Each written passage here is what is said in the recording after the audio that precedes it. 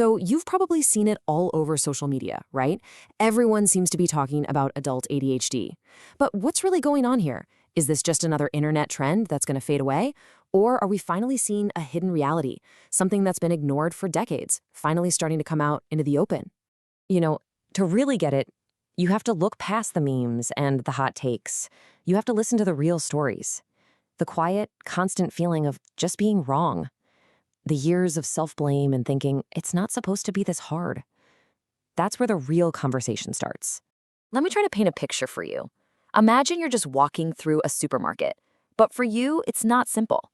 Every bright color on the packaging, every price tag, every conversation happening 3 aisles over, it's all a massive wave of information crashing over you at once. There's no filter. That sensory overload, that inner chaos, that's the daily reality for so many. And what's wild is that this isn't some new thing that just popped up. Not at all. What we're actually seeing is medicine correcting a massive, decades-long blind spot. This isn't a new condition. It's the end of a really profound historical misunderstanding.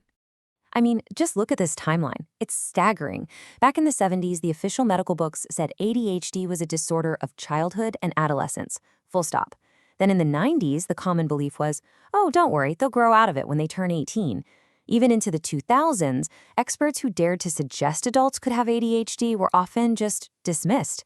Now, finally, we're in the middle of what's being called a double catch-up effect, as the medical world finally starts to recognize both adults and women with ADHD. So you've got the old cliche on one side, this idea of a hyperactive little boy who just can't sit still but will eventually grow out of it. But the reality for adults? It's a completely different story. It affects all genders, and that hyperactivity, a lot of the time it's internal.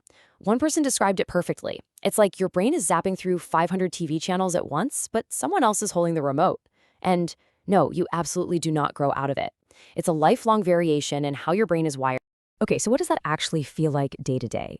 What happens when you have a neurodivergent brain that has to navigate a world built for neurotypical people? Well, the result is a constant, exhausting struggle.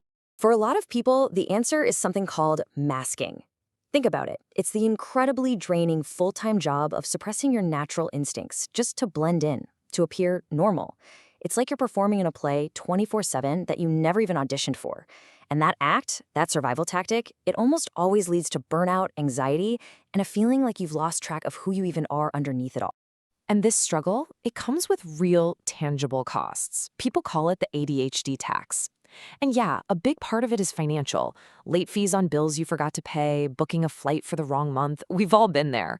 But it's also the personal cost of losing your keys for the 10th time this week, the professional cost of being seen as unreliable, and the incredible strain it puts on your relationships when people think you're just undependable. And just to make things even more complicated, the brain is, well, complicated. Studies show there's a ton of overlap between the traits of ADHD, borderline personality disorder, and even autism.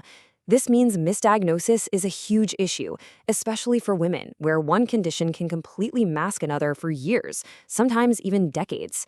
But this is where the story can take a huge turn for the better, because for someone who's spent their entire life feeling like they're the problem, getting a diagnosis isn't about being slapped with a label.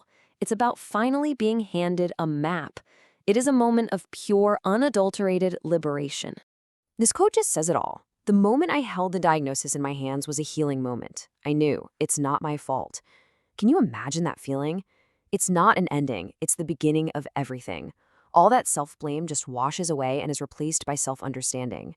It's an explanation, not an excuse. Because suddenly there's a scientific reason for the chaos. So in a neurotypical brain, you have these two networks, the standby network for daydreaming and the concentration network for focus. They're basically opponents. When one is on, the other's off. Simple. But in an ADHD brain, the switch that regulates them is faulty. They can both be on at the same time, creating that constant internal noise and chaos.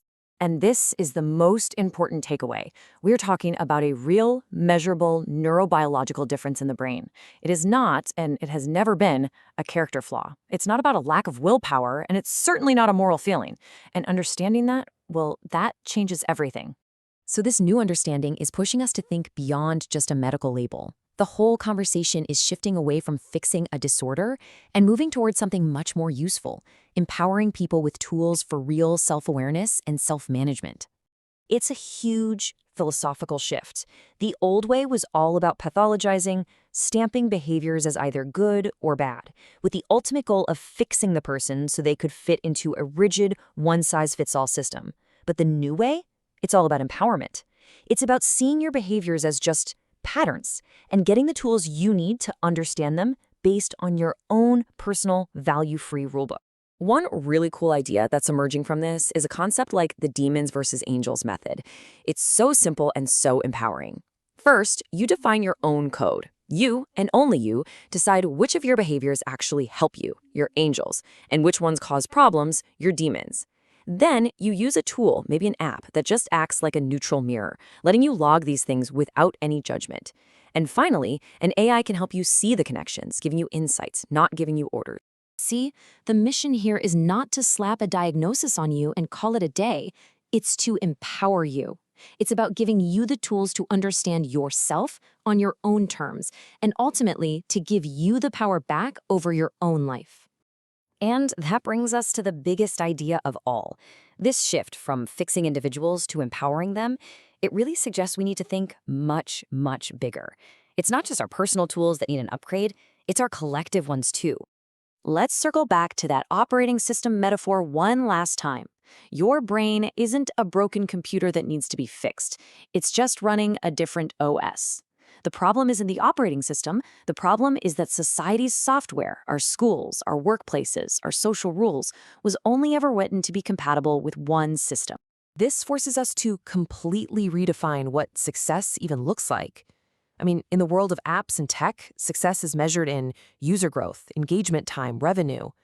But what if the real goal was something totally different? What if success was measured by a user's actual personal growth and the positive real-world changes in their life? So, I'll leave you with this final thought. As we're all finally starting to understand neurodiversity, what if the most important question isn't how do we repair the individual?